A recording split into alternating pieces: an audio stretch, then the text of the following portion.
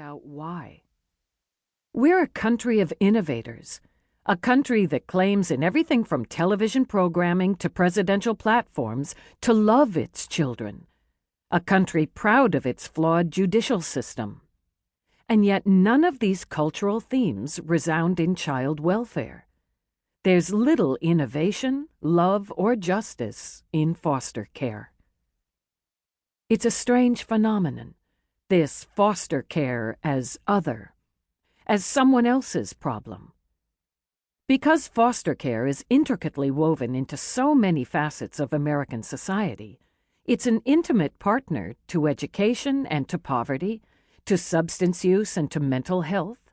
It's tied to national issues like the deficit and unemployment and health care, and to our specific history with racism and class bias and power.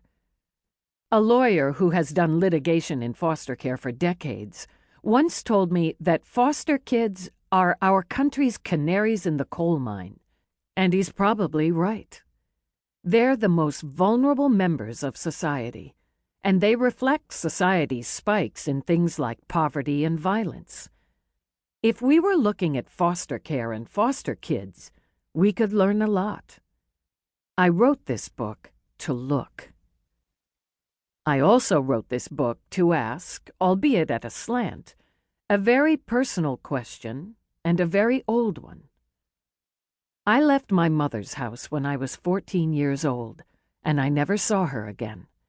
I was also never put into foster care, though, like Alicia, I probably should have been. I imagined the adults around my child self gazing in the other direction, the way we all do with Alicia. Like most children, I didn't know exactly the way my family was different from other people's families, but I did have a sense that things weren't right. My father left when I was 8 years old, and my brother was 2. That left my mother, a wrung-out mass of hysteria, to take care of us. At first, my mother was sure we would starve to death. I counted cans in the cupboard and rationed our food. Then she said prostitution was her only solution, and the men started staggering in. She gave me a deadbolt for my bedroom door in 4th grade. She began staying out late, sometimes all night. Sometimes we had babysitters, and sometimes we didn't. I remember being afraid.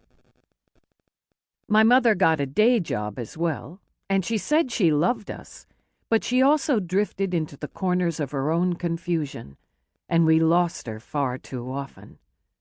She had headaches that would last for days, when she couldn't leave her room, and then she had so many men, with their work boots and their mustaches and their awful sweat smell, who took her away from us too. She often proffered vague suicidal threats when we visited my father. One Christmas, she promised she'd be dead by New Year's. Where was Child Protective Services during those years, from 2nd to 8th grade, before I left my mother's house for good? I lived in a mostly white neighborhood of detached single-family tract homes, the last stop on the commuter rail line from San Francisco. It was a neighborhood of scrubby front lawns and strip malls, the kind of area where kids are molested or neglected as much as any place else. But still, I wonder about the neighbors, who may have noticed that my mother's car would go missing all night long. Did they think about making a call? Or were they worried, like anyone, about the authorities nosing into their business? I didn't tell anyone about getting molested, but I wonder about the doctors who evaluated me for a mysterious illness that lit up my abdomen and wouldn't go away.